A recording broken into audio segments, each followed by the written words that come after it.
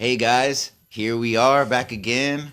We got a new studio, as you guys can see. Hope you guys like it. We're moving on up though. Quick. Yeah, Quick. quick, baby. And soon. Hey. Quick and soon. It's the year of execution. Eso. If you ain't first, you're last. We even have tons of people. We have this whole list of people wanting to join our podcast, and it's proof. I got one right next to me right here. Oh yeah, we got a new guest, Angela. Welcome to the show, Angela. Today, the topic of today that we're gonna be talking about is religion, actually. Religion, spirituality.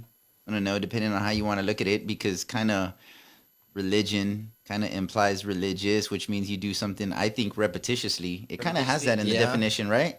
And I don't really like to consider let's say from the Christian standpoint, it shouldn't be repetition. That the call of God is repetitious, because it says the spirit is like the wind; it comes and goes where it pleases, and you don't know where it comes from or where it's going, type of thing. Yeah. So is anybody who is inspired by the Holy Spirit. I think there's a verse like that in the Bible. And it starts to get interesting quick because you have Jesus saying, "Don't be like them." They just repeat their prayers, you know. Yeah.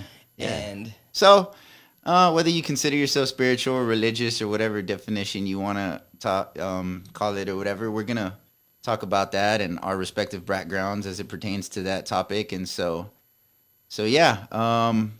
But guys, it's been a week that flew by. I didn't really get to plan too much for this. But yeah, here we are, and we're just trying to make the best of the situation. Miguel's back with us today. Yeah, boy. Yep, he just got out of work. he's an island boy. Alien boy. Island boys. That's some good stuff. Yeah, bro.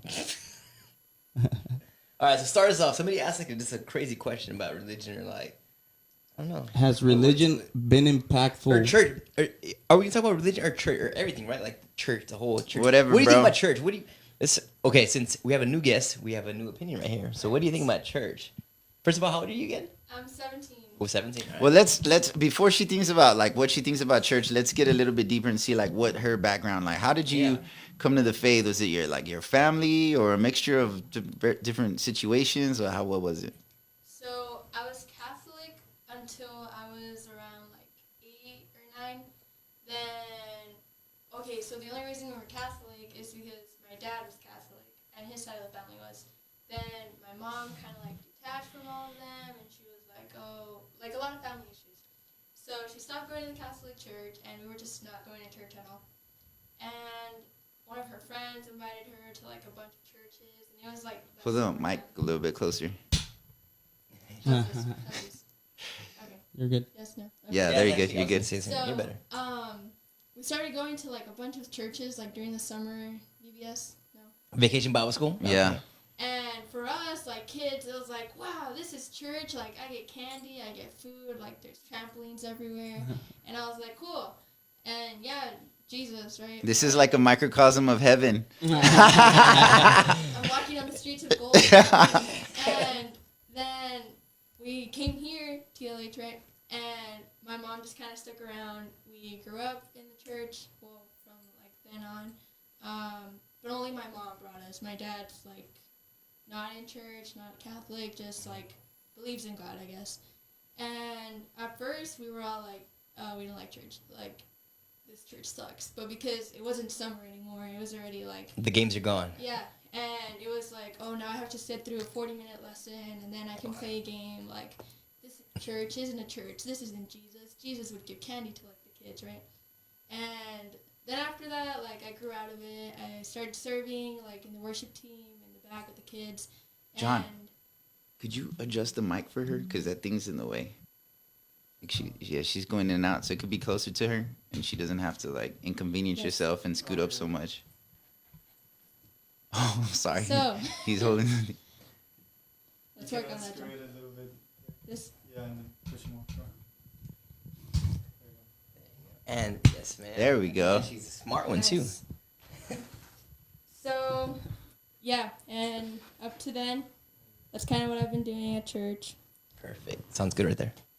So, in going from Catholicism to this one, which is, what is this?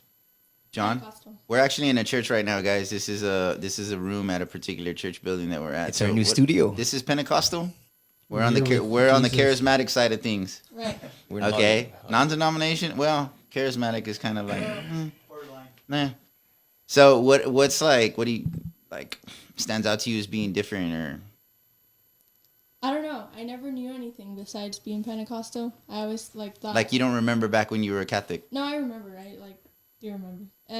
But it was two extremes. Like at the Catholic church, we were Catholic, but not 100% Catholic. So it was we would go in the mornings and just sit and then stand whenever they would say to stand, and then go back to sitting down, then kneel. It was like playing a game of Simon Says, right? Right, because everyone would stand and I would be like, oh, okay. Next thing I know, I'm shaking hands with people.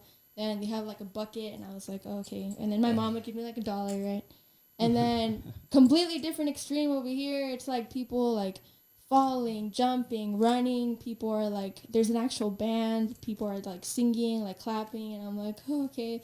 No one's telling me what to do, so I'm just here. The only thing they would tell me is all right, kids, let's go to the back now. And then I knew oh, okay, they're gonna lecture us over there too. Yeah. But it was just now, knowing what I know, I don't know anything else besides being Pentecostal. I don't know a Baptist church. I know non-denominational to an extent, but I don't know Jehovah's Witnesses or any other religions. Okay, Mike. That's good. It's a good little point. I like it. So you said We're gonna come back to you. Yeah. To you. I want to come back to you, For but I want to sure. give everybody an you opportunity to said just you're, open up with so their. you came to the faith again. You were in you're Catholicism, right? You're Catholic, and Yeah, then 8. because your family was, and Yeah. then what was your question to me? So I have a question for her later too. What was it? No, I just said if you want to share just a little basic background of you, myself, you, and then we'll go deeper into where we're at now. Oh, kind of like Angela. Grew up in church my whole life, and so once I graduated, I went to college, and then I remember it wasn't until I was working my master's that I started to question a lot of things, with the whole science stuff, and then You became a pagan. pagan worshiping all the pagan idols. I bowed down to the calf, old the golden gods. calf. Became a heathen.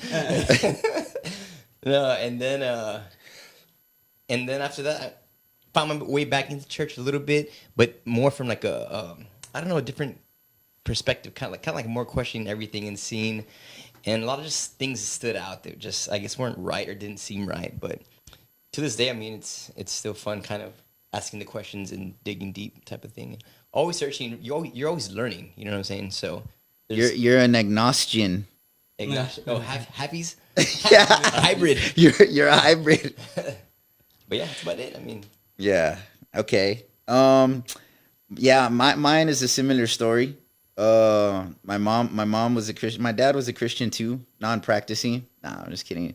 No, he when as far back as I can remember, he was living, I guess what religious people or spiritual people or Christians would refer to as a worldly lifestyle.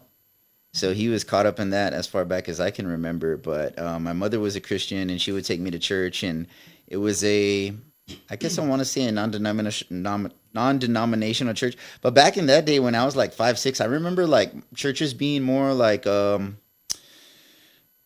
more structured. Nowadays I see bands and I see people running around and clapping and doing this. Yeah, I know what and you I mean, remember actually. back we would be in the pews. like Pastor Don. And there was just we didn't do any of that stuff, it it's wasn't too hey, rowdy. It wasn't too rowdy. we're gonna sing some hymns, we're gonna clap and everything, and then we're gonna give a sermon and we're gonna shake hands and And then you they'd know, release the kids. They would release the kids Yeah. to the children's church, and that's when the party would begin. And whatever. Yeah. But I remember with the transition period. I remember that. So when I became too old to go to children's church, right? Mm-hmm. And then you stay with, and then you see what the adults go through, and you're like, oh man, this is boring. Just kind of like you said, you're like, I'd rather be in children's church. Yeah. Take me back. I was like, it's like, gee, this party really died. What movie does that come from? when you go oh, that's Dumb and Dumber when he I kills the couldn't owl. and then boom, and then everybody. Gee, Miguel hasn't Oh, seen I that have to movie, watch bro. that. I have to watch that. Bro, We're always- You guys throw too many references. It's the best movie, Bro, it's 'cause in fact, we're- let's watch it later tonight. We're 30-year-olds, For bro. real. We're Generation Y's, man, and y'all are Z's right here. Yeah, for real. But it's a classic, regardless of age. It should be a prerequisite. Yeah. I know it should be like learning material in high school and stuff. You should have to read that, like watch that. It's actually a funny. It's actually a funny movie. As homework, we'll watch Dude, compared to the stuff that's Eat on some today. popcorn. Be able to quote 5 lines from that Yeah. movie. Yeah. Now that's a test. So you say that when you went to children's church and came back to adult church, it was like the party died. Oh, for sure. Yeah. Okay. Yeah. Well, yeah, that was my experience with it. And then, when I guess it was around the time that my mother passed away and ended up going to live with my dad and my grandparents. My dad took me to church a couple of times, but growing up, I kind of never knew what the point was. And it's funny because from a really early age, I guess because of the passing of my mother, I had a very fundamental, very raw, very basic understanding of Christianity or God, particularly when I was a kid. And that's just like, oh, God's all powerful and like he made everybody and he made everything and like, he's good and, he loves everybody and like love, super vague. love, Just- good. Like, Yeah. can do. And, I was kind of confused about everything at that point because I was like, well, that doesn't make sense. Like, why would he take, my mother who was like doing everything right? And I didn't want my dad. I love my dad, right, with all my heart. But I'm thinking of it like from a rationalization standpoint. And I'm like, maybe he made a mistake or something. Or like, I'm thinking of it in terms, because they talk about sin and stuff, So I'm like, well, don't sin, like the wrath of the Lord, like just super basic You were stuff. looking for answers, like. I was thinking of things like that, man. And when I grew up and I grew older, became a teenager and got, again, kind of followed in the footsteps of my dad and started messing up. There was some times where certain seasons and times in my life where I felt the Lord kind of calling me back. And I always kind of felt this sense of like pull towards Christianity. Probably more so maybe because it was how I grew up, but I didn't really think of it as like knowing like, man, this is the real truth. This is the real truth. So I dabbled in it, and then I went on like a youth retreat, and on the way back, the youth pastor who was Pastor Roland's wife, I forgot what Kara. Kara. She like recited the sinner's prayer with me or whatever, and I like ended up giving my life to. I remember that as like being the first time that I like gave my life to the Lord. I was like 14. But then, like, I slid back that very same night because when I got home, my dad was like, "Man, you're coming in home late, and these so-called Christians are keeping you out late on a school night." Hey, we party hard. bro, You don't know about children's church. which I didn't understand. I didn't understand the nature of spiritual warfare, bro. Because like looking back, it makes sense that he would get mad, but I was confused too because I'm like, man, my dad never trips out on me staying out late. Like I'm out doing all types of things till 10, 11 years old, and he never tells me anything. And then when I go like to like a Christian like youth retreat, it was like 9:30, like he's getting all mad, but I didn't understand that it could be like maybe like attack of the enemy or Satan as they say. But anyways, that was that, bro. And I slid back, and again, I walked down the road of my dad, and I grew up and ended up getting just in more trouble, and got to the point where I pretty much chose. I said, you know what, I'm gonna be on this worldly road, worldly lifestyle. And I had become convinced in my head that that's who God created me to be, because especially from the Bible, I got that idea. Where Paul says he creates some vessels for honor and some for dishonor, and you can't dictate what God's going to do or what God is going to make and stuff like that. And I was like, man, apparently he made me a vessel of dishonor, If not, he wouldn't put me in this situation. So I kind of embraced that lifestyle to the fullest. And then I found myself, well into a prison sentence and ended up resurrendering my life. But that's another story. That's my understanding of religion. I just want to give that point. I know that was kind of longer than anybody else, but I feel like it was relevant context to the whole thing. Miguel? It's crazy that you say that because you talk about when your mother passed away.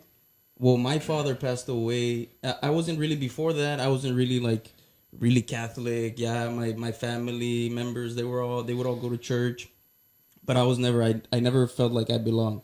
But I always believed that there was a God. Yeah. I always believed that there was a God and that he cared for us and whatever, like all vague, like he loves us and yada yada yada yada. So my father passes away, and I get into a deep black hole, man. Like I was depressed. How old were you? I mean, was yeah. 15, 16. Okay. 15 turning 16. So I was like looking for answers. I started getting really depressed, and I started talking to myself in my head. I was like, why am I not happy? Why am I not happy? I want to be happy. And then I started thinking, and then there were these moments where I was like, why God? Why God? Why me, God? Why me? Like self-pity. Like I was pitying myself, and like I didn't have anybody very close related that went to church that maybe could have guided me to the road of the Lord. To the Yeah. light. So I started reasoning for myself. I was like, you know what? This is fucking self-pity. Like I'm pitying myself. I'm not supposed to be feeling this way. I'm being my family needs me. I'm one of the eldest. I need to do something. Like I need to do something. And from that day on, well, when I was younger, you know, at that point I said, you know what? I'm God. God doesn't exist. I'm God. If nobody pulls me out of this, nobody's gonna pull me out of this. It's me, you know. I gotta do it for myself, and that's how I live my life. 3-4 years after that, and after that happened, after I got over all that, I was a bit more open, you know. Because when you're younger, you're like, no, God doesn't exist, but when you get older, you mature a little more, and you get more open about certain stuff, and you start accepting people's experiences a little more, and you're just open to the idea, right? Yeah. That giving the benefit of the doubt. Mm-hmm. But that's crazy because you fell into the Lord, and I got away from Him in a sense, you know. Like Yeah. similar circumstances, Similar different outcomes. Exactly, different outcome. And it wasn't because I thought God was evil or whatever. No, but I just didn't have anybody that was that close to religion that could gear me in any type of way, you know. Yeah. But that's basically it, man. Like I like religion. I study it from time to time, but I love talking about it. And I love talking about it too. Yeah, Well, I wouldn't say that I like fell into it, at least not right away, because like when I was 14, the reason I really gave my life to the Lord was that, you know, they painted this picture of God that like He loved me, and like all you had to do was like accept Him, you know. And the way that I was receiving it in my head at that time was like, you know what, man, this sounds good. Like this cannot not sound good. Yeah, Like it's like a good little offer. I repeat this prayer, and like now I'm gonna be like, I don't know, accepted into, you know, the group or whatever into His kingdom. Like I don't know, like maybe I'm like His official son yet, or like I mean, you know, He says, you know, like you know the words they say, the terms and the phrases and stuff. Like Jesus will come into your heart, And everything's gonna be different. He'll surround you with His angels and like all this stuff. And so I Yeah. thought something supernatural was gonna transpire after that. And you still believe in God I still believe in to God. this day? Okay. But what I'm saying is like I didn't fall into God. It's like I wasn't fully in it. Like that happened when I was 14, but I did go through a phase where I had some I would say resentment or animosity towards the idea of God or towards God. And I think everybody does at one point. I think Yeah. I think That's like perfectly normal. I think. I think everybody does Yeah, one, it right? Right? is. Like you have I to think be. If all your life they're telling you that He's always good, and Yeah, that yeah. He And when loves bad you, stuff, when and bad when stuff bad stuff happens, happens, you're like, life okay. happens basically. But you know what? Exactly. It's because as a young person, you have a very, very raw and naive understanding of what's good. yeah, Like yeah, it's like if you ask a kid what's good. Well, what's good is if you give me candy all day and chocolate milk. That's what's good. yeah, Buy me all the toys I want. That's what's good. yeah. You know what I mean, bro? I've literally had my son tell me, "You're mean and you're not. I don't know, bro." He says all types of crazy. You're from not a the good devil." dad. This is the worst day ever. Like if he's. I don't want to dying. be in this family, bro. He saw some movie. Oh, I want 2 Christmases, bro. I want 2 Christmases.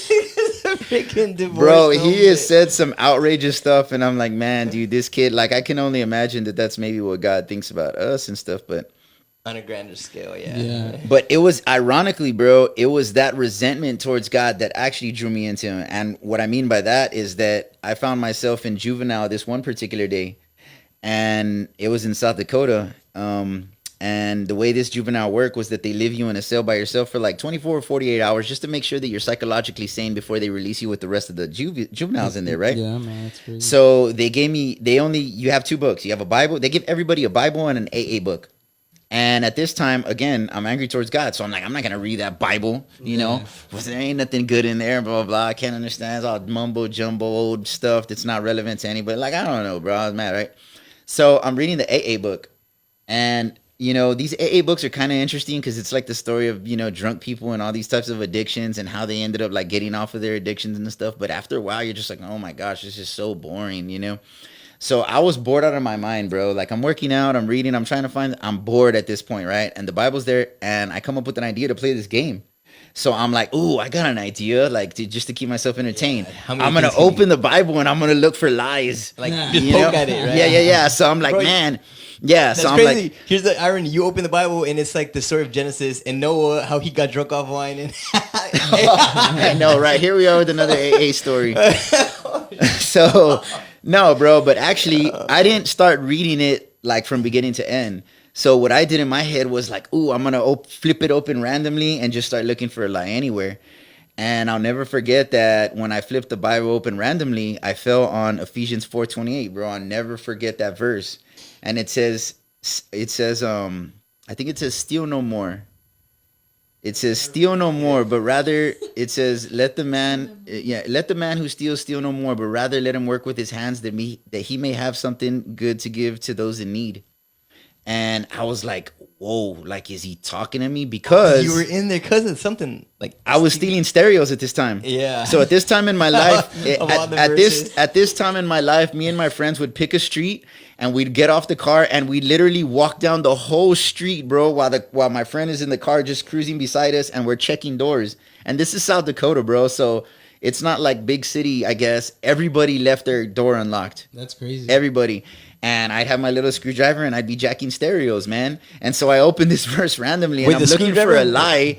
And it's like God responded to me, like not with whether this is a conversation or truth. He's like, you need to stop stealing, basically. So I feel like every time I've back then, right, looked or pursued the Lord, he's gotten really personal with me. And I know that now, you know, looking back in retrospect, I find me and my personal experience find God to be a very intimate God. And that's kind of contrary to what I had thought before, because when I was a young person, my understanding with God that he's way up there in the clouds sitting on like a golden chair with like a crown on his head. And like, you know, everybody is doing his bidding, coming and going, angels and whatnot. But as I looked further into the Bible and I looked further into truth and I saw the story of Jesus, who was the Son of God, basically God in the flesh, who became man. At least that's what John says, right? In the beginning was the Word, and the Word was with God, and the Word was God. And then you go down, I think it's verse 14, and the Word became flesh and dwelt among men, and he was the light of the world. The light shined in the darkness. Darkness didn't comprehend it. Something to that effect. So he's an intimate God. And then you go further and you find out that it doesn't stop there. He went to the right hand of the Father, and then the Holy Spirit comes in you and kind of guides you from that point forth. But I didn't know all of that then. But my first encounter, again, with what I thought to be an encounter with God at that point, I found to be pretty intimate. Like it was almost like my dad just showing up, opening the door, and it's like, "What are you doing? Trying to mess around, you know?" Mm-hmm. And so that was that. But that goes with what you had said. Like, I went through kind of seasons of frustration and stuff, and that was the beginning of. I didn't like fully like surrender to my Lord to God at that point either, but I was like, man, there's something to this. Like it's like he pursues me at little intervals in time, mm-hmm. and I feel like he's never really stopped pursuing me. And I've heard other Christians like reading like Christian literature and stuff, and they refer to him as the Hound of Heaven, or like he never stops searching for you, never stops looking for you. And God, and in my that's been my experience, but. I wanted to ask Angela what I wanted to ask you, since we've all talked about that, is like at this point, having gone from Catholicism, so we're talking about religion, right? And your understanding of religion was basically whatever understanding you got from the church, which is how my understanding started. But it wasn't really correct. My understanding was flawed. There was a lot of holes in it. There was a lot of naivety. I don't know if that's a word for it, but I was naive in a lot of ways. I was ignorant of a lot of things. And to where I'm at now, my understanding of God now all came through me personally seeking him. Well, I resurrendered my life to him when I was in prison. So like I read the whole Bible. So, you know, I had a lot of time to read. But what is your understanding of that now? Like, like when someone says, certain really general terms like the gospel, like the good news of God, like what do you feel about Right. that? So I hear like God loves you, right? Growing up all the time, and God loves you. You need to love your brother. You need to love like everyone, right? But as a kid, like I hear my parents telling each other that they love each other, right? In Spanish, te quiero. But then I see their relationship, and I'm like, dang, this is my God. This is the God I'm believing in. Like, if this is love, like I don't want Jesus. I don't want Christ. Like, I am not into this. And as I grew up, I would come to church and I would hear of, yeah, you need a love is this, love is that. And it was really contradicting because, again, my mom is the one that brought us to church. So my mom is telling me this. And But your then, dad would not join you, right? no, Okay. never. And since we left the Catholic Church, all my family, whenever we would do something, so let's say I'm like fighting with my brother or something over like a remote, and they just come up to me and they tell me, "Oh, so you're Christian? This is what Christianity is, fighting all the time." And it was very in my face about it, and I was like, "Dang, well, I can't do anything. I can't be nice to him because then I'm being like too holy. I can't be mean to him because then I'm this like huge hypocrite." You're a big sinner. Yeah. And well, like I said, like in my house, it was like my mom was telling me that she loved my dad and my dad loved her, but then I see their relationship, they're always arguing. It's like a really just like violent atmosphere. And then I come to church and it's this like whole other thing. And so obviously as a kid, you're naive, right? You believe your mom, and I'm like, dang, well, what is love? I don't know at this point. And I'm still serving. I'm still like 15 and I'm still like in the church. I'm still involved. And I don't know love. I don't know God's love. So, You're saying at this active, point or when you were 15? like when I'm 15. Okay. So I'm active in the church. I'm serving because like that's what everyone else is doing. And I don't start realizing what love is until I start reading. So for me, reading like the word is like a really big thing because how am I supposed to know what God's love is? Reading if the I don't- Bible, Yeah. I'm assuming? Okay. Yeah. How am I supposed to know what God's love is if I'm not reading His Word, if I don't know a single thing about Him? And that's when I start getting closer to God. I start encountering Him on a more personal level. Because it was always like that. Oh, He's seated on a throne in like the heavens, and I can't see Him, but He's there, so I believe in Him. And now it's a little more personal. Like the woman with the issue of the blood that just reaches and touches Jesus' cloak. Yeah. And now it's like in any situation that I am, I can reach and I'm touching the robe of Him, like in heaven, like theoretically speaking, right? And Boom. and that's kind of where I'm right now, of just every day learning more and more what love is and trying to put it into my relationships with like my family, with everything. And as a kid, it was like, well, not as a kid, but like when I was 15, it was hard because I was still like trying to figure out like what is love. So I'm reading because I would read like a bunch, right, when I was having like this, oh, I'm discovering Jesus time. And I'm reading for like 2 hours, having this like one-on-one time with God. And then my mom comes in and she's like, "Hey, Angela, two of your cousins in Monterrey just got killed, like brutally. Like they were like gangsters got to them. Like this and this happened. They don't want to give their bodies back. And like now, like all of our families in Mexico, like hiding because they're not done, right? And it's just hard. Like I'm here reading, like legit. I just had a whole Bible study with Jesus, learning about what God's love is about, learning that like God loves all of us, that we all have a purpose, and then this is happening at the same time. And it just like spiritual warfare, right? It just so happened that every time I was reading, every time that I was like trying to grow, every time I was trying to learn, something would happen. And it got to the point where like my mom was coming to church and like she still is, but she wasn't reading, she wasn't doing really anything to help us grow. She was just kind of driving us. She was our ride to church. And I was the only one in my house reading. I was the only one like trying to learn something. And then after a while, I was like, you know what? This needs to be like a family thing. There needs to be like our foundation for us to grow. And I take it from my closet to my room where like my sister shares with me. So we're reading together at this point. And then after a couple weeks, I'm like, okay, I think we're ready. And I bring it to the house. So I'm reading out loud in the living room, TV on blast. I don't care if anyone's sleeping. And as they're like fighting in their room, as they're like going through whatever it is they're going through, it just becomes something that invades the house. And at this point, my parents are reading with us. My dad, who is like always like against Christianity, is finally like trying to involve himself, trying to like learn and this and that.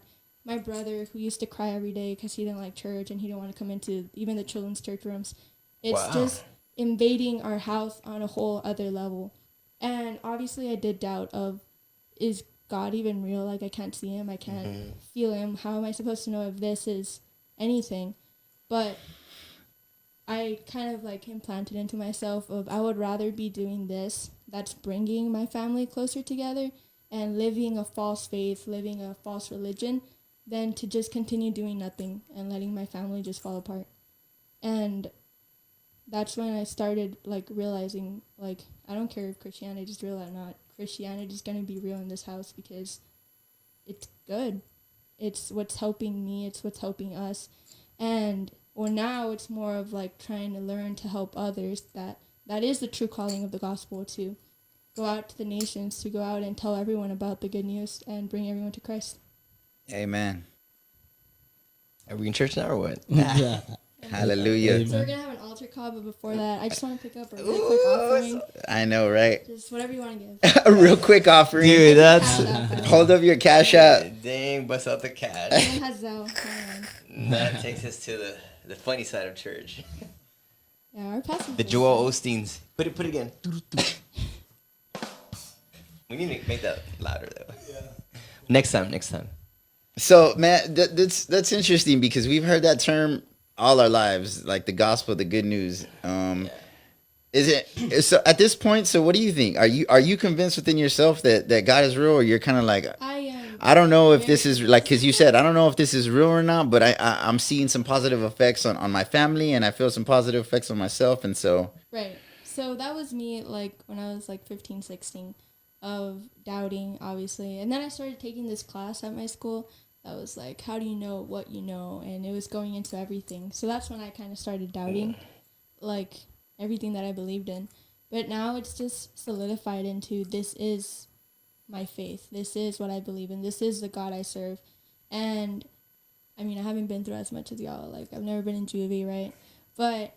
Never say never. Exactly. no. There's such thing as a backslidden Christian. She's 17 now, so she's considered an adult. Oh, no more juvie for you. You go to the big tank. So, I mean, I've gone in detention before. I just want to say, ISS. even then, Jesus encountered me. What is it?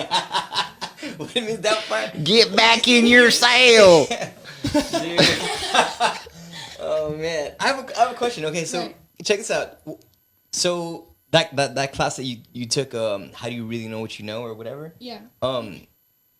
That's I wonder what they kind of taught in there. But here's the thing: what if you grew up in a different part of the world, right? Let's just say you grew up because you just got introduced to church just because it's what like somebody else introduced you to it, and you were there, and you kind of grew up with them, and that's what they did, and so that's what you did. But then you got into it, and then now you're convinced, and now you know what I'm saying? Right. Like now you can see some positive things that have happened, but let's just say you were not there. And the thing is, we all are gonna be still searching for love, right? That seems like the common denominator. Like, okay, God loves me. He wants to do this. He's the creator. Love is like that's like the number one thing. Very important in the life of a child. Yeah, and, love. And Trae, what was it? People that need. What was it like the top 3 things or whatever you were always telling me about? Like boom, boom, boom. We're all searching for love. You're talking about Maslow's hierarchy of social needs? Oh, is that it? Well, listen. After food and water and stuff? Oh, food. Okay, that seems right. What does Christ say? Man does not survive on bread alone. There's the food. Well, after like basic survival stuff, they need like love and there you go. They need attention. They food, the baptism of waters. So like the science is that like if you have a baby that doesn't grow up with like human love and interaction, all those things, and he doesn't get it, like by the time he's 4, they're pretty much like mentally retarded. And there's no going back in that. Like there was, oh man, this is a very like vague story in my head, but I'm pretty sure I heard a story about this little girl that was like neglected her whole life. Like both her parents were like really heavily on drugs, and so like she wouldn't bother them or interfere with them. They'd leave her like in a closet, and she was locked up in there, and like she'd pee on herself, like just super bad neglected, bro. And they found her, and Child Protective Services ended up taking away from her, and she was like 10 at this point.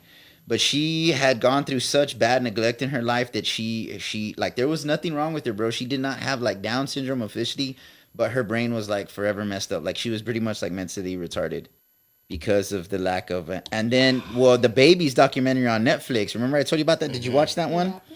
Where they did a thing where like the moms are like, like, you know, making these little faces to the baby, and the baby's like responding to the visual stimulation or sound stimulation that the mom is giving the baby. And then the doctors tell the mom, okay, like stop, like don't do anything, just look at your baby.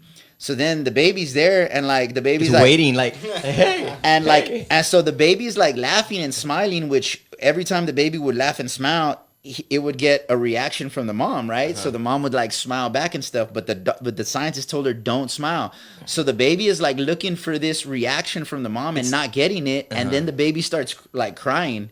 it's like, So the baby doesn't get it, and then the baby starts crying, and then the scientist tells the mom, okay, you can come back again, like, you know, start interacting with the baby again, and giving it the response that you usually do or whatever. And so she does, and she like hugs it or picks it up or start doing it again, but the baby was shook by it. Like the baby was like almost like a little bit ticked off for a little while. That's crazy because I took a class of psychology in college, and they talk about that if you don't show affection to your kid when he's 1 year old to 3 years old, you won't ever get an affection from your kid.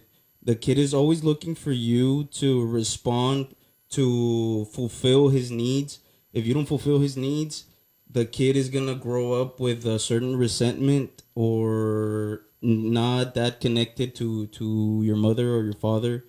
And it's scientifically proven. Yeah, and extreme examples of that are sociopaths and psychopaths that have the inability to empathize with people, and like they'll just kill you because like boom. Yeah, Boom. if you don't fulfill the baby's needs, the baby's not gonna fulfill yours when But you grow up. You know. So think Like- about that. Like exactly what you're saying. Those are our three needs: is food, water, and boom. Right there is like love, basically. And there's some survival like causes for that, but it's so common to humanity, and it still begs the question: like, what if we were living somewhere else, you know, and we have a different religion? There's tons of religions, you know. So why this one over that one?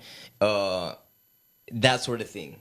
But of course, I mean, from what I've heard from other people, it's the similar situation that we're speaking about. So, like, we're talking about how we grew up with Christianity, but we became, at some point in our lives, disenchanted by it. You know, we're like, I'm not about it. Matter of fact, I'm like, 'cause laters. we're trying to fit what we know Because- about love into that. Yeah, because I mean, you hear the Mold. story of Ravi Zacharias. He grew up in India. His parents were the highest caste of Hindu religion, so they were like shaman. They were like priests, and you know the way the Hindu religion goes is there's a caste system. So like once you're in the caste, There's they no getting believe in out. like basically like reincarnation, but like whatever caste you're like. Whatever you Basically, did in your life, you have to go through like 1,000 lives to like super hard work your way up to like another caste. But if you're in there, you're in there, and the reason you're in there is because for some reason you've done something wrong in 1,000 past lives. That's where you're at, and that's where you're gonna stay. isn't it like in a past life you were let's say a cockroach, and you did a good thing as a cockroach, and your next life when you die you reincarnate as a flower or as a tree, something better. Yeah, so supposedly, and Buddhism and Hinduism are like similar in Yeah. a lot of ways. So I don't know exactly. Well, I think I'm talking more about Buddhism, but I think that is Hinduism though. Hinduism. I think the difference between Buddhism and Hinduism is that Buddhists have this idea of like that desire is the major cause of all human suffering. So when you reach nirvana is when you reach the point where you desire nothing. Therefore, you have the inability to sin because you really don't desire. So they kind of try to, and then like the highest Hindu guy who like lives in Nepal or Tibet or something, he says like the things that we should be like focusing on. And I think at one point it was like the freedom of Tibet from like, I don't know, Chinese oppression or something. But he pretty much says like, hey guys, desire nothing, but like the holy thing to like desire or want right now is like the freedom of Tibet or whatever. So And all these religions come back to spirituality because that's all we share with all religions. Yeah. Spirituality, the feeling of something more, you know? Yes, that's like an inherent. Exactly, because when my father passed away, I didn't like lean towards God or anything, but it made me more spiritual. It made me more conscious of life and how important it is to like appreciate it and to cherish it when you have it. Like your brothers, your sisters, your mom. Every day, like till this day, every time I get out of the house, I say I love you to all my siblings. Yeah, like It- me too. And it made me more spiritual, maybe not leaning towards God, but it made me way more spiritual, more loving, more appreciative, a little bit more mature. Yeah, like I remember there were certain points where, like, again, when I was like mad at God, and I'm like, oh man, like, there's no God, and like I don't really believe it deep down, because I don't know, it's just something like within my soul that you're like, oh man, there's a God. Like all this stuff can't be coincidence. Like but either way, you're like, no God, and then you think about it like, man, well, if there's no God, like, well, then I'm never gonna see my mom again, like, because we're just all stardust, and I'm gonna go back to being dirt, and that's the end of that. But not necessarily though. Unless you believe in another God, like from another religion, is that what you're saying? Oh, not Or you keep searching. You keep just searching. because we don't know of like. So what did you say? You're like, okay, well, if there's no God, then that means I'm never gonna see my mom or whatever. But I mean, there could be other stuff out there that we're not aware of. That just because we're not aware of, I really don't know how to say it though. Put it into words. It's because I believe. Have you guys ever heard of Sadhguru? Sadhguru, he's this mystic, Hindu mystic from India, and this guy, man, every time I put on a video of him, he's from the Hindu religion, and he said that he was enslaved by Shiva, the god. Yeah, the highest god of Hindu religion or whatever. And he talks about it, and you believe this guy. You believe what he tells you. And when he speaks, when you ask him a question, the people in the audience, he responds with such a wise answer. Like you can't refute anything that he says. Even if there were like a debate with a scientist, he wouldn't lose.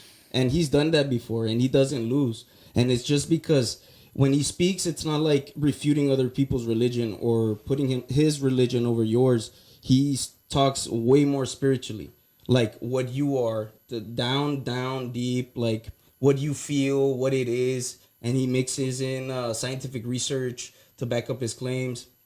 And this guy's crazy. So what's his worldview or perspective or what?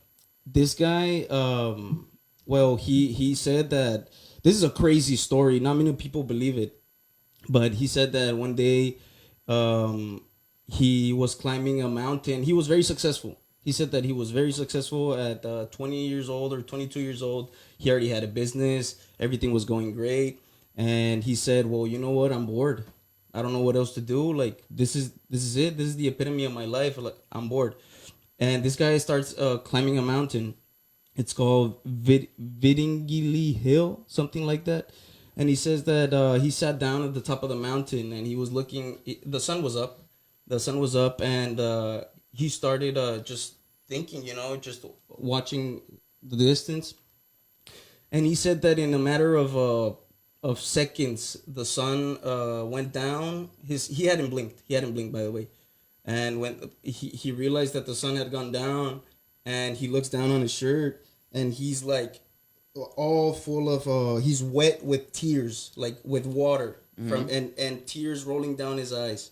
And he says, I realized that I hadn't closed my eyes and I had been there for a very long time, but for me it was like seconds. So he had a severe case of like like red eye, exactly. Well, I don't even know about that. some type of eye. Yeah, and he also tells another story where he's sitting in his He smoked a ton of weed. Yeah, probably, bro. Nah, but he's sitting with his family and he's eating, and he basically sits down, he's eating, he closes his eyes, and when he opens them, there's like a crowd of people around him, and he's like, what just happened? I just closed my eyes. And he starts like realizing that he hasn't moved for a long time, and he asks, how long have I been sitting down? And they tell him, you've been sitting down about 3 weeks. And that people, his family, they were like, everybody was super surprised. I don't know, because when I reason it, when I think about it, I would be like, well, my family wouldn't just fucking leave me there, like For 3 weeks chilling. Yeah, bro. My wife would probably slap me, tell me to wash some dishes or something. And he said that when he woke up, people were asking him, when is my daughter getting married, or am I gonna be rich? Like, people were already on his train of him being like the chosen one, because he would get these trances. He would get into these trances and just space off, and he said that it felt an instant. He felt it in an instant.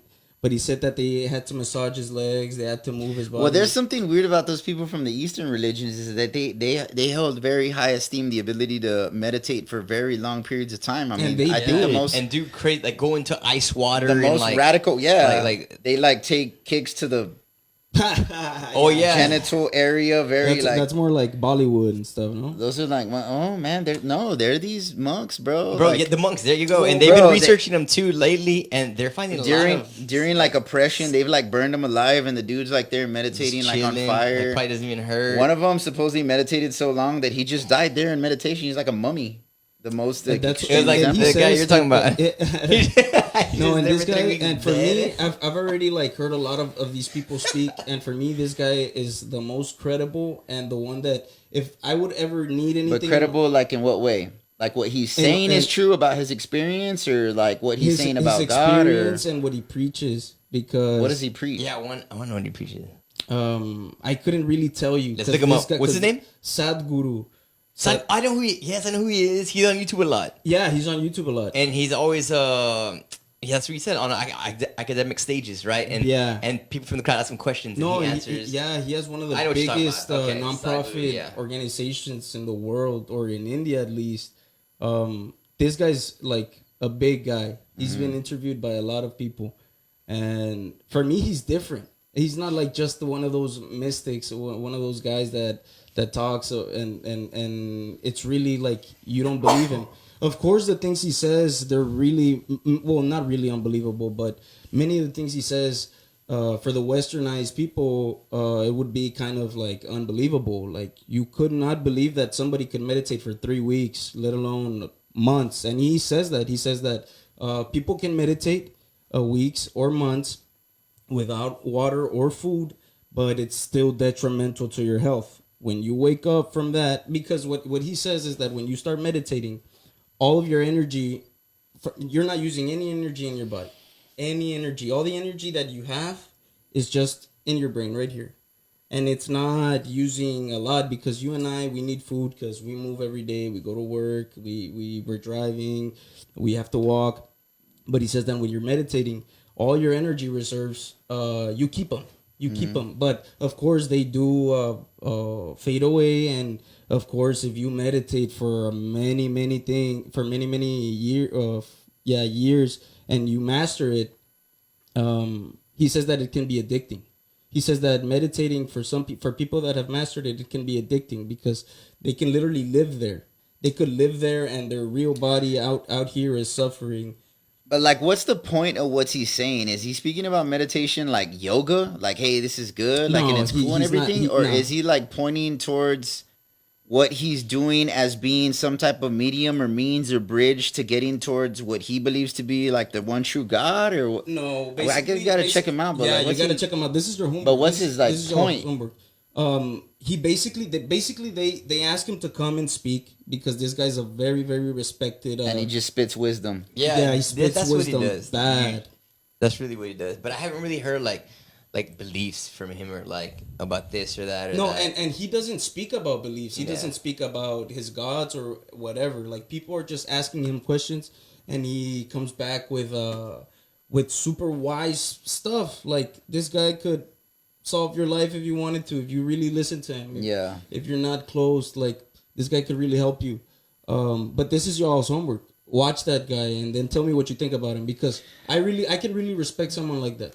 I mean, man, when you approach all types of different people and different religions, man, there's some really smart people out there. There's some really wise people out there. There's some really articulate, eloquent, and well-spoken people out there. Very convincing people out there. And to such a degree that you would consider them some type of like priestly figure in the sense that they seem to deserve a following or someone that you can look Yes. to follow in their footsteps based on what they're saying and what they have accomplished, right? According to these experiences that he said he's done. Okay, man.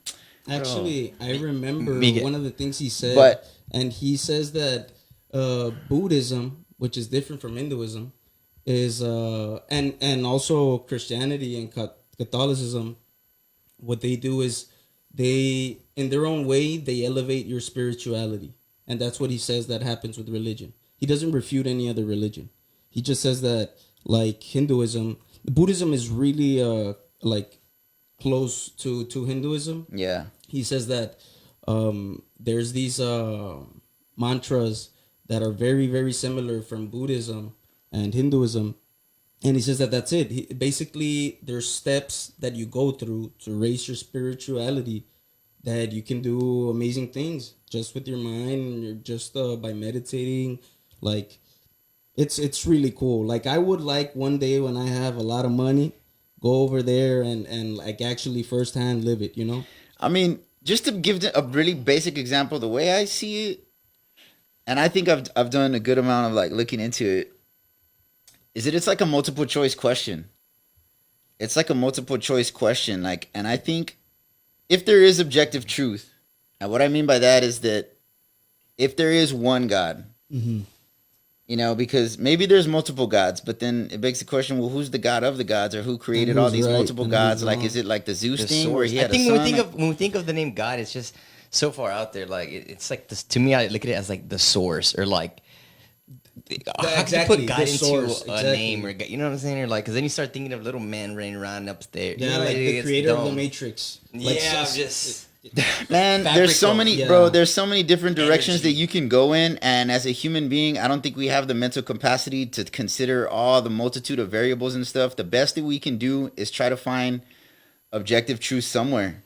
yeah. And And- if there is, in my experience, there is good and evil, and I'm not getting the idea of good and evil from this idea that's been implanted in me as a kid.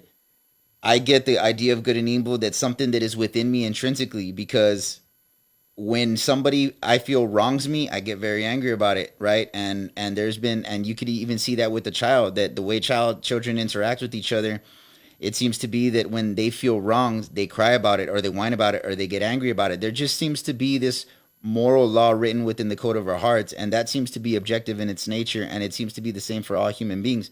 But what I'm saying is that if there is an objective good, that being God, or okay, I'm just gonna say God to not make it more Shiva. complicated. Just to not make it more complicated. If there's an objective good being God, and if there's an objective evil, that being Satan, then it would make sense that he would want to give humanity a multiple choice question where they could choose any or the other, A, B, C, or D, and it would also make sense that A, B, C, D, and E, or J, or whatever, how many multiple questions are out there. And when I'm saying that, I'm metaphorically giving the analogy of different religions, different options as far as religion goes. It will make sense that a lot of those answers would be very similar in nature.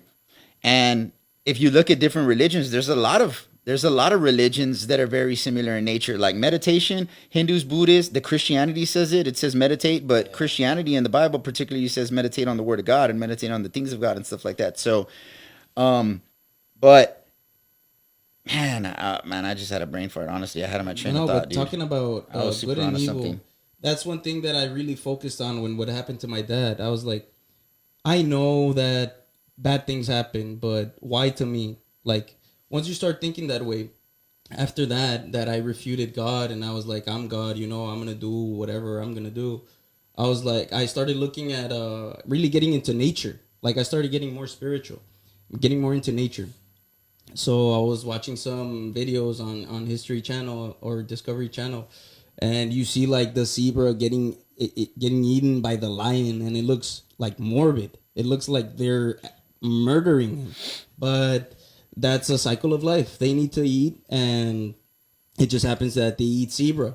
Yeah. You know, and other yeah. just came in and I just said, they eat zebra. And like crocodiles eat turtles, and it looks bad. Like you're like crocodiles popping the turtle. It sounds like breaking a skull. Oh, damn. And I showed it to my sister, and she's like, "Oh my god, no!" Oh, I remember the thought that I had. I remember the closing point that I wanted to make on that is that when I've looked into all, like, at least all the religions I know of in the world, who knows how many there could be, you know, all of them kind of make the same assertion that, like, all religions are, like, kind of the same, and we're all, like, seeking God and stuff like that. And it's a very common phrase that says all religions are pretty much the same fundamentally, right? But I really like what Ravi Zacharias said about that. He says the opposite is true. All religions are really similar superficially, but fundamentally different at the core of what they believe, right? And I believe that to be true, man. Like the whole meditation, all that, there's a lot of similarities in all world religions. But, you know, like you said about the Hindus and the Buddhists, they do believe that. The Hindus have an unlimited millions of gods, supposedly. Yeah, they have Anybody gods for could be a everything. god, and the Buddhists too. And they have no problem with you coming and talking about, you know, hey, I believe that Jesus is God. And they're like, they're cool. Yep, that's Where another they one. have an issue is when you say that like when you make an objective statement that he is the way, the truth, and the life. The He's only way. only truth. That's Yeah, where they're at. that's- Hey, Everyone. you're not yeah, gonna make it's me, like, what? you know. But and you know the Muslims are the same way. You know the difference. I mean, maybe there's more than one difference, but in a really fundamental way, the difference between Islam is that they believe that, you know, that Muhammad was the prophet of God, and that the chosen people of God hail from Ishmael, so the older son of Abraham. And the Jews believe that they're the people of God, which that's Old Testament and stuff like that, but that they hail from Isaac and stuff. And there's a differentiating there. And they believe in their own Quran that Jesus was a great prophet. But when I looked into it and I thought about it, I saw that to be kind of contradictory, because if you consider Jesus to be a great prophet, well, then you should believe his prophecies. And Yeah. one of them was that he said that he's the son of God, but you don't believe he's the son of God. So either he's a false prophet and a liar, or he is who he says he is, but he can't be both. He can't be a great prophet Yeah. and, according to you, and the son of God, because you say he's not, right? Yeah. So I just found there to be contradictions there. And you know, you're talking about this guy, this spiritualist who has a lot of wisdom and stuff. And I see also that's the difference between someone like the person of Jesus, who also had a lot of wisdom, and other prophets or other spiritual leaders throughout history, is that, you know, Jesus did a lot of great things and said a lot of wise things, but he also says he's the son of God. And he also referred to him as the temple that will be broken down in 3 days will be brought up, referring to his death, crucifixion, and resurrection from the dead. And, you know, so there seems to be a whole lot, like more historical evidence about his death and resurrection than any other person who's spiritual person in history who no, I don't know who's made a claim like that. Muhammad said he was the prophet of God, but there was no other like historical witnesses to really collaborate and support that. It's just he said he was in the desert somewhere and he got this revelation, and then he started the religion, and then supposedly he became like a warlord and stuff like that. So that's what I'm saying. Like there's a whole lot of religions out there, but there's really only, as far as I know, 3 monotheistic religions. And what I mean by that is there's only 3 religions that believe in one God. That's Judaism, Islam, and Christianity. And all of them actually suppose that there's the same God, because Islam believed that they came from Abraham, and Abraham believes in that God. And then Jews also believe in that same God, and Christians believe in that same God. Where they differentiate on is the person of Jesus Christ in all of those, which that's where they branch off, and that's where they break up and stuff. And then within the Christian realm, there's a lot of different religions. And then when you go into polytheism, you know, you're talking about Buddhism and Hinduism and I guess Native American spirituality and stuff like that. But I've spoken to some Native Americans when I lived in South Dakota, and they do believe, I think they call them like the Kantala or something like that, which is like one true God. But they believe that there's a spiritual essence in everything, like, you know, rocks and stuff, and it should be respected. And I could kind of vibe with that, man, you know, because I really don't know. That's their thing, but it resonates with me as something that's being true. I believe that, like, yeah, Everything has energy, and everything could speak to you. yeah, and I think you should respect everything like that, and it comes for it with the respect, and they believe that, and they're strong on that. And I really vibe with the Native Americans when I was up there, but nonetheless, I still believe full-heartedly in what I believe now, and it's not just from what I've heard, but it's a multitude of things. It's what I read in the Bible. It's the experience I had. It's the way that I tested it with truth. I read a lot of books. I read The Evolution of a Creationist by Dr. Joe Martin, where he talks about evolutionary theory. You know, I had a lot of Islamic friends when I was locked up, and man, we would go hard, bro. They would tell me, man, Jesus didn't die for me, brother. Don't bring that over here, brother. Jesus didn't die for me. That's what they tell me, you know, and you know, Bro, it but just at the same time, do you think people would like, because the Bible does have errors in it. That's like a known thing, you know. They study the Bible. For sure, there are errors, and it's like we should bring up a couple next time. But let's just say, okay, so the Indians you were talking about, to keep it kind of close, because I know we're running out of time, right? Okay, so you think God would go to send Indians to you help? gotta go. You gotta go. I gotta go in a little bit. 5-10 minutes, and then if you guys want to continue. But what do you think about the Indians that had the you know, their own little thing there, and since they don't believe in Jesus, though, like technically, like they're all going to hell. No, not technically. Where do you get that from? Because Technically, Jesus said, "I am the way, the truth, the life." So if the Indians don't know the way, the truth, the life, I think even so-called Christians can go to hell. Because I was reading this thing of like Christianity, or the word Christian is only in the Bible 3 times. And how many times does God command us to go out and share the word, to share the belief? And I think at the end of the day, it doesn't matter what religion you are or what you believe in. It's just as long as you believe in God. Or follow the doctrines of the Bible.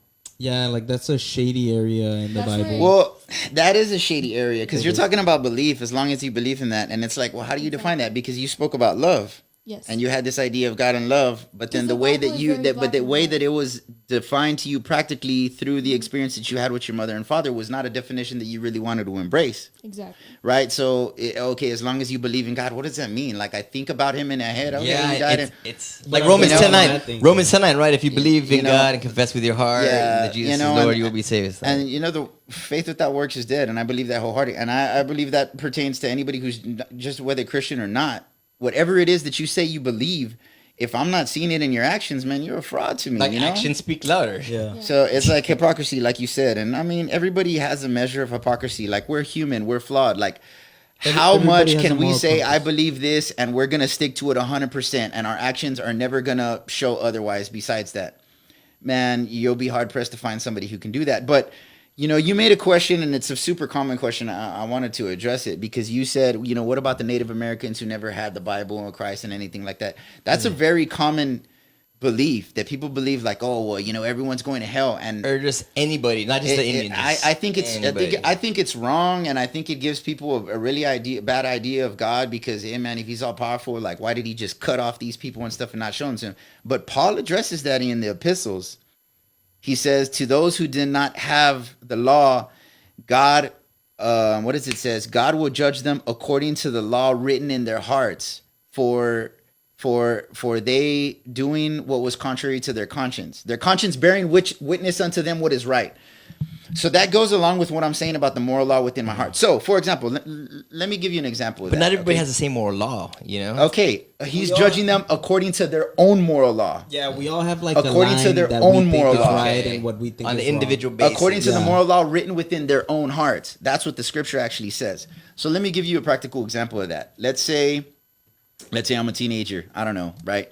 And let's say, I don't know, I'm growing up in this, Americanized world, and, I'm at high school and I hear talk, and let's say I'm getting into, I don't know, some form of, sexual immorality or pornography or whatever. Sorry, Angela, you're an adult. You're not naive. So anyways, whatever, right? I'm a boy, right? And let's say within myself, I'm like, man, like I just became addicted to it and I started watching it all the time and stuff. But then I felt really bad about myself. Like, I'm like, man, like looking back in retrospect, like I feel dirty. I'm disconnecting in my social relationships with other people. I'm starting to view all females as just like this freaking like tool to be used. And like, I feel like I'm just like falling apart. Like I hate it. I feel bad afterwards. Like I get like, man, I'm falling out of control. So within your own heart, you're like, man, I don't want to do this no more. Like this is wrong. I can't really define you why. I can't explain why. All I know is that I feel it's wrong in my heart. I don't want to do it no more. It's something that I'm doing that I just feel is wrong within myself. That's a moral law written in within your own heart. And I think the conviction that a person is feeling at that time, regardless of their religion, like, I mean, I feel like everybody feels that to some extent, whether they're religious or spiritual or not. They feel that sense of consciousness, conscience, right? Like the Jiminy Cricket or whatever. And they feel that sense of conviction, and God will judge them according to that conviction. So that's what Paul says. The way that God judges people are those who did not have the revelation of Christ in their lives. And I think it's more of you keep repeating that action, right? You're consciously saying, you know what, I feel like this, it's bad, I did wrong in doing this. And then the next day you do it again. And then the next day you feel the same. Yeah. That's what would send you to hell. Yeah. Basically.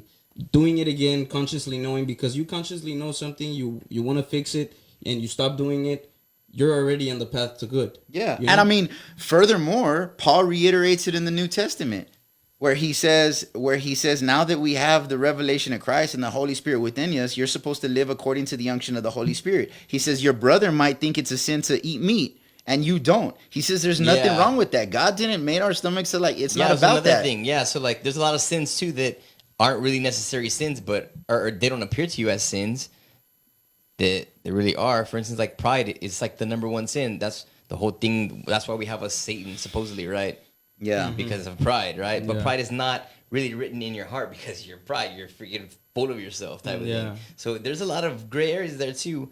And then we can rewind all the way back to be like, oh, if God is ever so knowing or whatever, why did he even create Satan if he knew he was going to do all this whole, you just take it back, Like, why Yeah. even do with a whole Satan if he's just going to cause just destruction, what I'm Yeah, saying? yeah. Just cancel that guy out. Yeah. But Man, well, we could go Like, down we a go whole deep. another road as it pertains to that. Yeah. Because I mean, I've thought of all those things. I've thought of all those things, and I'm not saying I have the answers towards everything, but I would like to discuss the things that I've thought about as it pertain to those things, because I've thought Where deeply you about feel- them. Where you feel religion is right. Like we should talk about that. Where you feel Oh, that yeah, so the main religion point. helps you, like that you're doing something right with religion. What do you mean? Like that's what you want to discuss. Like what sits right with you with religion. No. Oh, No, with him? what Angela No, was saying, that's no, what- no. He said, why would God even create Satan? Okay. That's what he said. Oh, but it was just like a He just had a kids, random you know? thought. Yeah. Huh? He just had kids. No, Satan. is yeah, one I of the know. sons. He was the. It was Yeah, like a cool. mistake.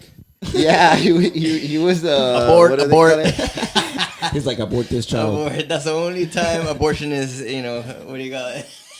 Acceptable.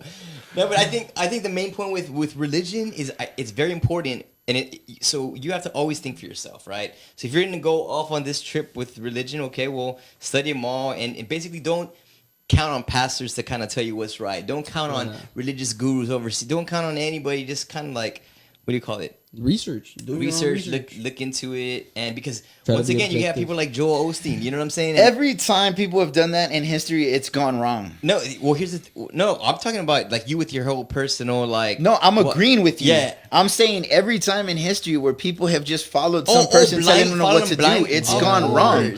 Look at the whole Look at church in today, Houston. man. I want to make that a huge example. Today, like that's what's happening with social media, mass brainwashing. Everyone's believing, yeah. and- Everyone's believing what they tell them because they have been the media source since the 40s, 50s. I don't know. You can go back like to basic media. They've been doing it all the time. yeah, the devolution. Yeah, and right now it's like really starting to come out. People are really starting to wake up to the lies. CNN, all those news media sources.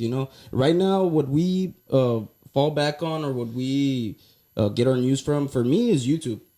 Like for me, I YouTube for everything. From both sides, I take a look at both of them. That's where I get my news. Not Yeah. CNN, not Fox, not Yeah, well, because it's NBC. actually news. Yeah. Yeah, it's like, how man, the And it's like- propaganda has become so thick, but Yeah, and Yeah. like it's more diverse. Like there's more people talking about a lot of things. It's not Yeah. like CNN and MSNBC that are owned by one guy or two guys. Like you already know it's gonna be the same show. yeah. But, well, I guess we'll wrap it up for today. And maybe there'll be a part 2 to this whole Yeah, we should discussion. probably do Real quick, do we have any structure. questions or comments?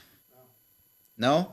We should do a part 2 of this. How Like, many this is- viewers do we have? 2? Don't you want to talk about this afterwards? No. Hey, let's see what's I up. want to know now. We I got a want new you to name them, Friends of your put them out watching there. it. Hot seat. We got a new studio. We're on the way up. We need to know how many viewers. Yeah, man. So we finish it off.